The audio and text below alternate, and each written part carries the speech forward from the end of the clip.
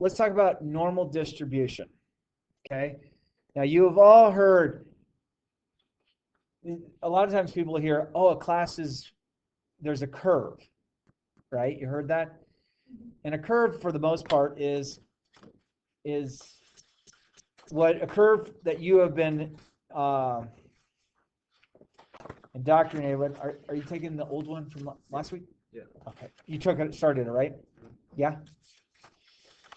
What a curve is for now is, usually a teacher could multiply what everyone got by a scale factor that improves everyone's grade. They could just add points to everyone's score. And that's not really a curve as it means in its reality. A curve means that 68% of the people will fall into a certain category within one standard deviation of the average, and then it goes out from there. So let's talk about this. Let me just find Jose's test real quick.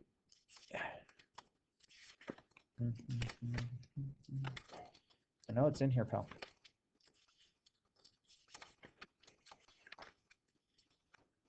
This was the H.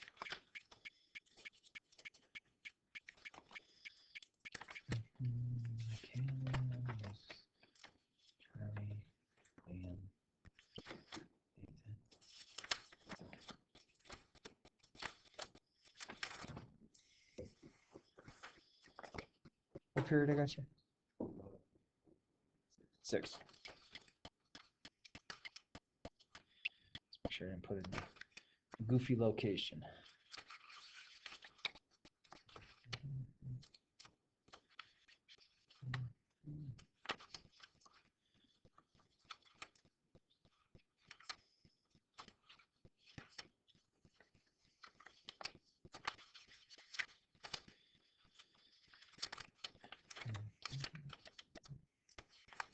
There we go. Is the unit test, the graphing quadratics?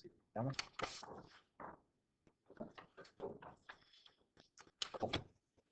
All right, so what I was saying is a curve that you have really been subjected to is, like, let's say they take everyone's score, and let's say there was a normal test where there's 79.2%.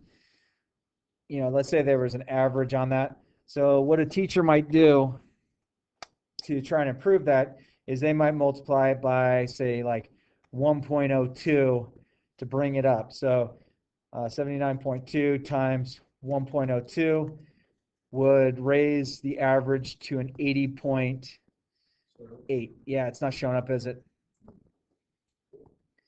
I just realized that. I'm like, talking gibberish. Let's see what gets there. Come on, buddy.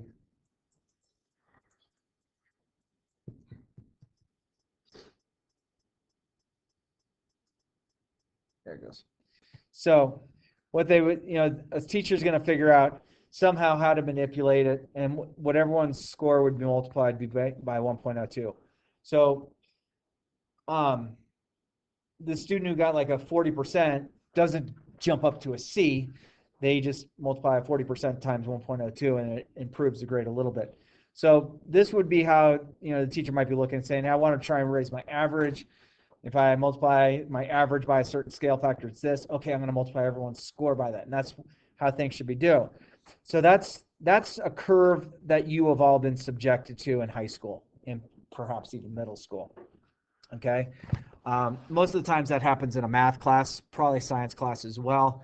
I don't know if it would necessarily happen in other classes. In other classes, they might just add points to a grade that would impact a person's grade.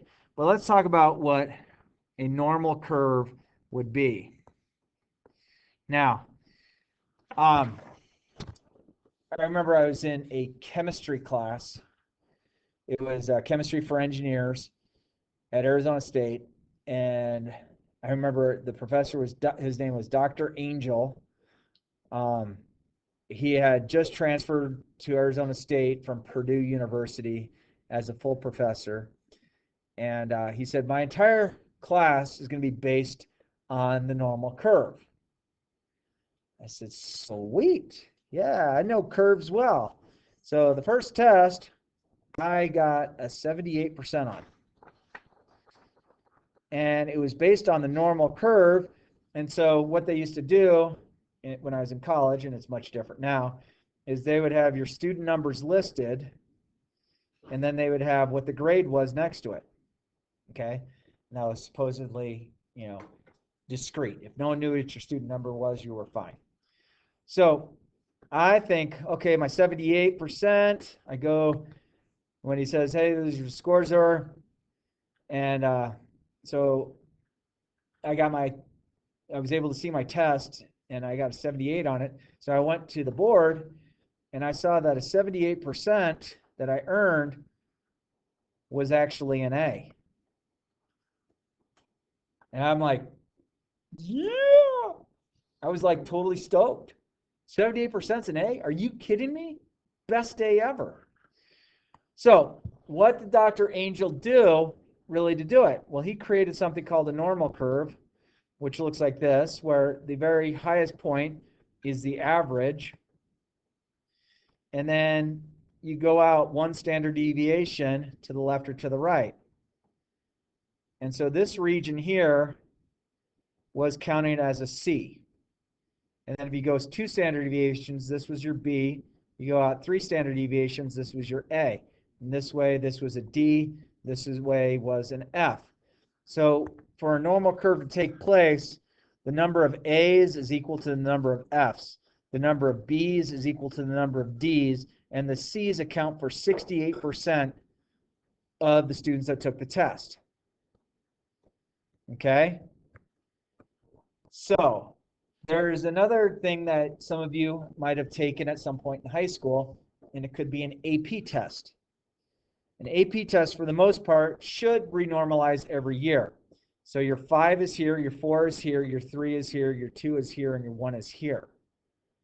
And so if they normalize it every year, that basically means that, let's say you had a really bad year where you were doing fine, but the nation as a whole, students did really cruddy. Well, the average is going to drop down. So if you would have taken it the year before, you might have gotten a 3, but because you were kind of a good student and everyone else is doing cruddy, you might have gotten a 4 because your information transferred to it. So a normal curve distribution, it's proven over and over, is how, if you were to take, and this is the hard thing, if I were to take a random sample of a group, I would be able to, and I don't want to take, say, 3 people, take a random sample of 2. That's not enough information. Well, let's take a random sample of a group, and we're going to apply what we found from our study to the rest of the group. So let's say we wanted to talk about 17 to 18-year-old juniors and seniors nationwide. Still with me on this? So what I would do is I would create something called a hypothesis. This is what you want to test.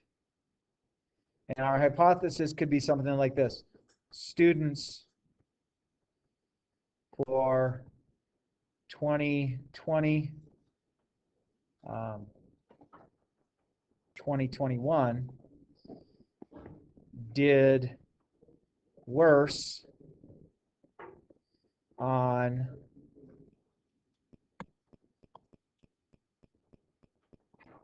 let's say AP statistics than other years. Okay, so here's the trick to it. And this is where society really has a big problem with it. Let's say we show that we have a higher average this year. People will say, oh, things weren't that bad. Actually, things were better. But the problem is something called the standard deviation.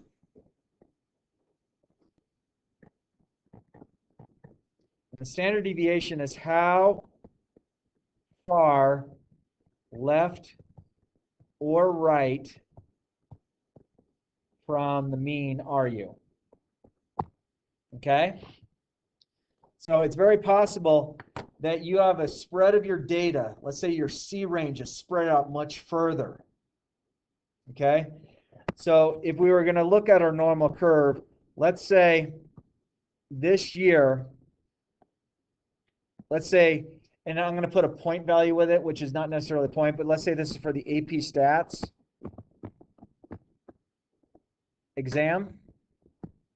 Let's say this year they found that a 71% was the average, and then the standard deviation was 12. So standard deviation was 12. So I'm going to add 12 to 71. So I'm going to take it out to 83. If I add 12 to that, I get to 95. If I subtract 12 from that, I get to a 59. These are all percents. And then if I subtract 12 from that, I'm going to get to 47%. So what it means is if you get less than 47, you get a 1. If you get between a 47 and a 59%, you get a 2. If you get more than a 59 but less than an 83, you get a 3. If you get more than an 83 but less than a 95, you get a 4. If you get more than 95, you get a 5. Okay? So this is what we're looking at as our standard deviation. So let's say this is for the 2021 school year. And we want to then compare this to the 1920 school year. And let's say the 1920 normal curve had a 70% average and a standard deviation of 8.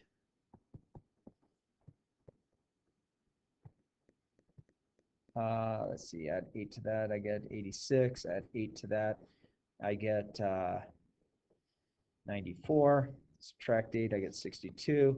Subtract 8, I get 54. So let's say they state this. Hey, take a look at this. We did better. We did better because, you know, there's 3s, 4s, and 5s. Well, if you look at here, from 59 to 83 is your 3 range. But here, 62 to 78 is your 3 range. So when you go back to your thing saying, hey, the students this year did, I forget what we said, did worse, we can say, okay, well, what we're going to do is I'm going to take a random sample of all the AP tests that were taken 2 years ago versus the AP tests taken here, or a year ago versus the AP tests taken now. What I would do is I have all my AP tests laid out, and I take a random number generator. And let's say there's 10,000 AP exams both years. Just have to be a fluke that there was 10,000 that were given. So let's say you say, I'm going to take a random sample of 100 from last year to 100 of this year, and I'm going to compare them. Well, if you compare them and your standard deviation is too broad, that might mean that this year was on accident. Okay? It was a fluke.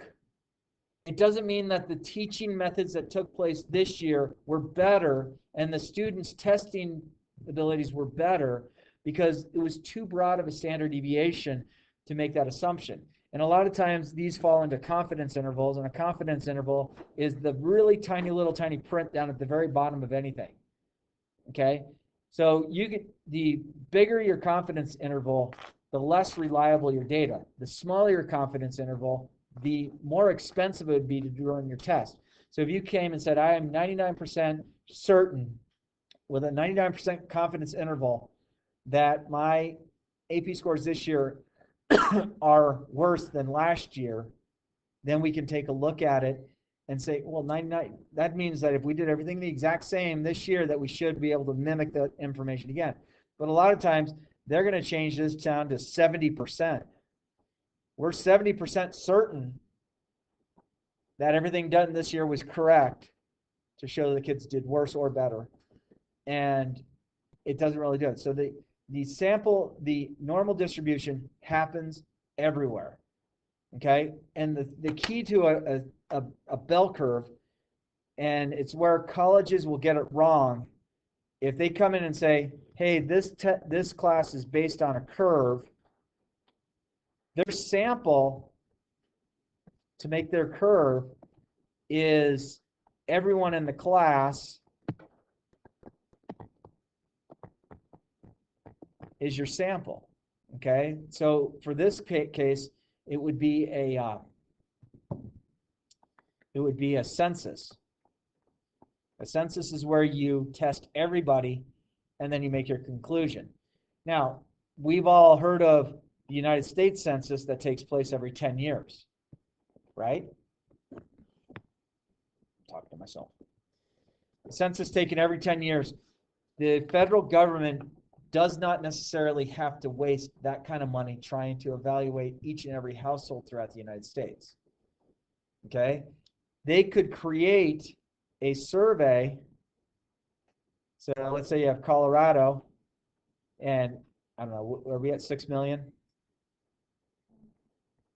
I don't know. Let's just say 6 million is our population.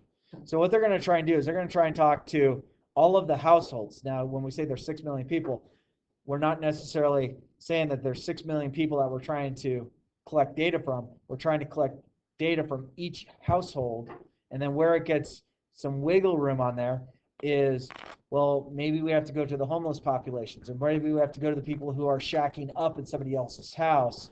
You know, you have a family that might move in with another family because of hard times. You might have people that are living in the tents, you know, anywhere up and down, you know, some of our parks and some of our streets and even outside of our state capital.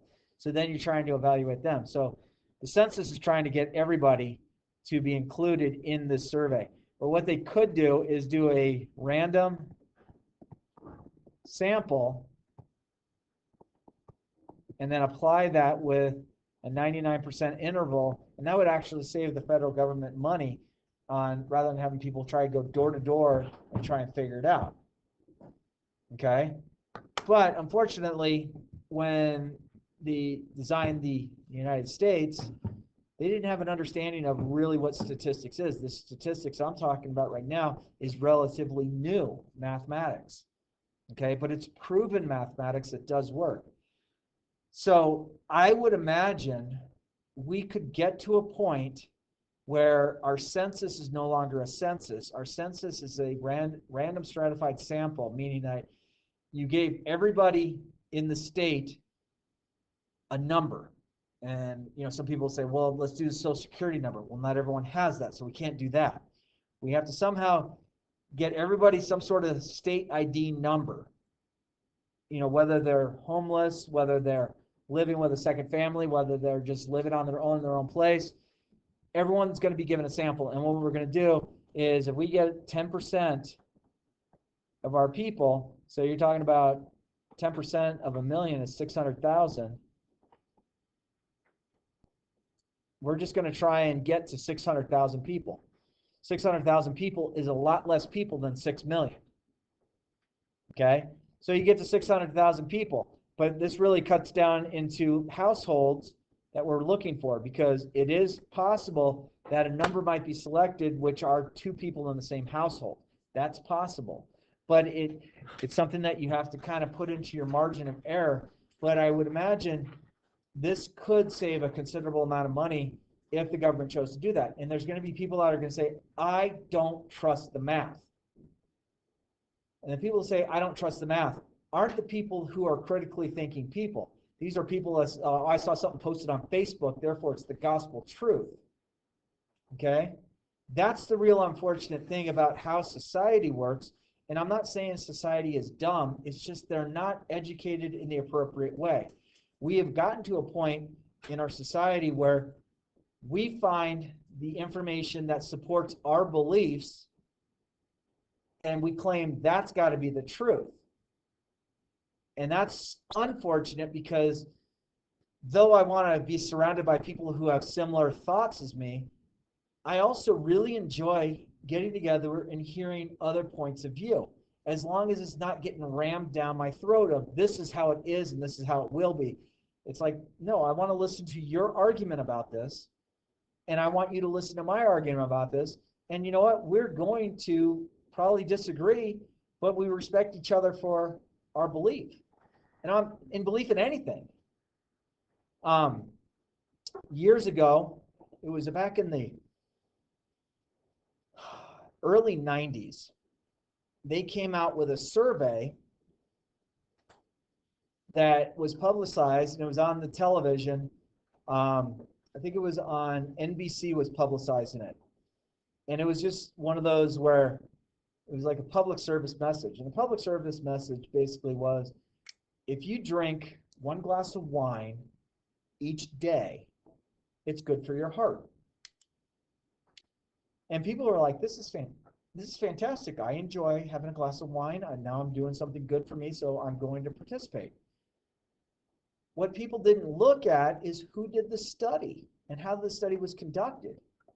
The people who put the study together was the grape growers union. Well, grapes turn into wine if you allow it to ferment. So is there bias to the wine growers? Yeah, the people who grow grapes, they love this study because people started going out going, great, I'm going to go get wine. Was it true? I don't know. I mean, you could talk to a doctor, and a doctor, you're going to get different information from depending on what doctor you go to. Hey, I was thinking about, go to your doctor. Hey, I was thinking about, now that I'm 21, I'm going to have a glass of wine each day. You're going to have some doctors are going to say that's a great idea. Some doctors are like, no, that's not a good idea. So what does the doctor know? Well, the doctor knows medicine. So one of those doctors might have read one study that showed, yes, this is a positive impact. Some of them might have read other studies that said this is a negative impact. So I'm just asking you, when you go and make a decision, I've tried to, show you the basically the salesperson who is trying to draw you in. Okay, the salesperson is going to act like your best friend because that salesperson, the more they can get you, the more money they're going to make. Okay, when I sold car washes and lube and oils and detail work, I didn't hard sell my customers to frustrate them because I knew that eventually this customer is going to come to me saying, hey, the inside of my car, the vacuuming isn't getting it as clean as I want. How about we get a seat and carpet shampoo? And then I could turn the seat and carpet shampoo into, a polish and wax, steam clean the engine. Car turns out looking like a brand new car. We have an interior detail where we go through and we Q-tip everything. So all the little places, little cracks and nooks and vents that would gain dirt, I could get Q-tipped out. So all of a sudden this person who's coming and dropping, and this is back in the 80s, $6 a week on a car wash, which was a vacuum and your windows wiped down and the car wiped down and, for the most part, cleaned it. But if they wanted the ultra clean, I knew I had that person. And I watched some of the salesmen that customers didn't prefer because they were trying to hard sell them every week on the big car washes. And I'm like, and I remember talking to the owner. He's like, Chris, you have great detail sales numbers, but your car wash sales numbers aren't quite as high as some of the other salesmen. And I said, well, I don't want to hard sell a customer to where they get frustrated. I want them to be comfortable with me, that I've created a relationship with them, that when they come in and they need to get an oil change, they need to get the radiator flushed out, they need to get a detail on the car, we're going to get $300, $400, $500 from that person, thank you, every 6 months. And your other salesmen are trying to hard sell somebody to spend $3 or $4 more on something. And so you might be making only $3 or $4 each, week or every other week with that customer, but you're getting a customer who's frustrated, who's not trusting the salesman, thinking that salesman is hard selling them. I'm hitting them on the other end. And when you looked at what my detail numbers were, or my overall sales were much higher than the other salesmen because they were trying to get the immediate, I got to get this, I got to get this, I got to get this. And I looked at, I'm going to make someone feel comfortable about what they buy. And then when they come to me after the fact saying, let's get more, I'm not going to rail them on it. I'm going to say, these are things that I have for this opportunity. And there was a lot of times we would have a car that would be fully detailed sitting right there, had the hood popped open where the engine looked brand spanking new because it was just steam cleaned and we sprayed it with Armor All, and it all looked shiny and fancy. And so people are like, I want that for my car. I would show them what I could make their car look like, and then they felt comfortable with me. I had some great sales, and I made a lot of money doing it. Yes, sir. Can I, you got a what? Who, where? What time are we out of here? It's a Monday. If we did what about 42? And what time you got to go? Where's it at? Colorado. That's good. I can't dismiss you early because if something happened to you, I would get in trouble. If you had someone call you in, you could do that. Well, if you leave now, I have to mark you absent.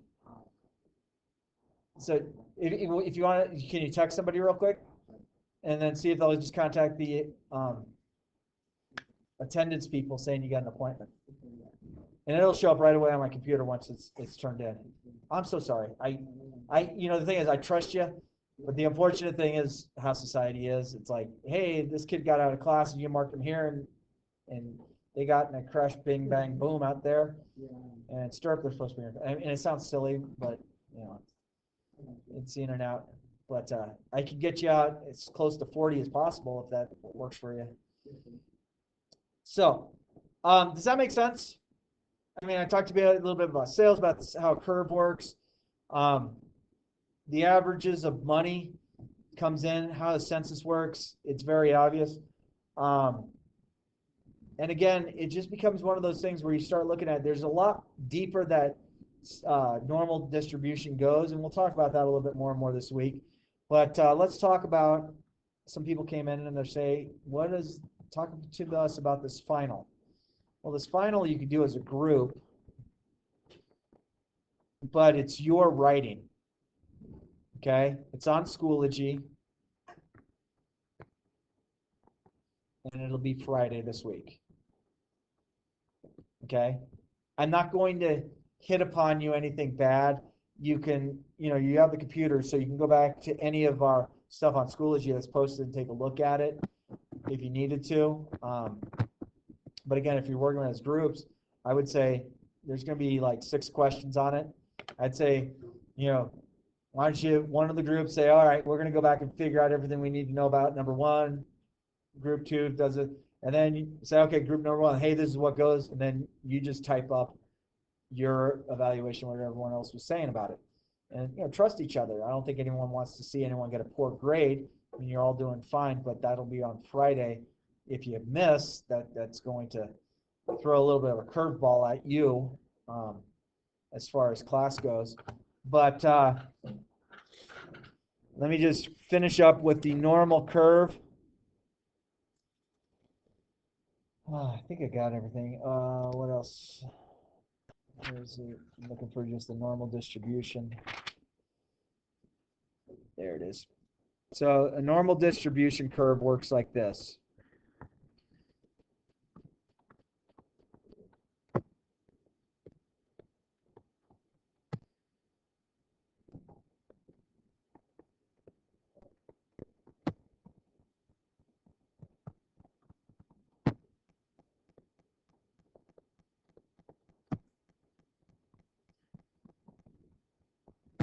So if we had a normal distribution curve, if we had 100 people and it was normally distributed and it was a random sample, there would be 2.5 A's, 2.5 F's, which I realize the bad thing is, well, let's make it 1,000, so that'll work out better. So 25 A's, 25 F's, A's, 135 B's, 135 D's, and 680, because it's this whole region, 34 plus 34, 68, so 680 C's. So that is, if you get into a class in college and they say this class will be a normal distribution, 2.5% of the people taking the class will get an A, 2.5% of the people will get an F. 13.5% will get a B, 13.5% will get a D, and then 68% will get a C. And that's basically a normal distribution. If you feel comfortable being in that kind of class, great. But I just say be cautious. And I told you that I got a low mark in chemistry and got an A. So that was kind of cool. I mean, 78%, yeah, okay, that was kind of cool. And then finding out it was an A later, I was like, oh, best day ever. Okay, so I was part of the 2.5% that happened to score that. Now, the person above me, they might have gotten like a 96% and also got an A. But it might have been just that we had data in that way, shape, or form. So, did y'all need homework tonight? No homework? No homework. Most of you are going to complain.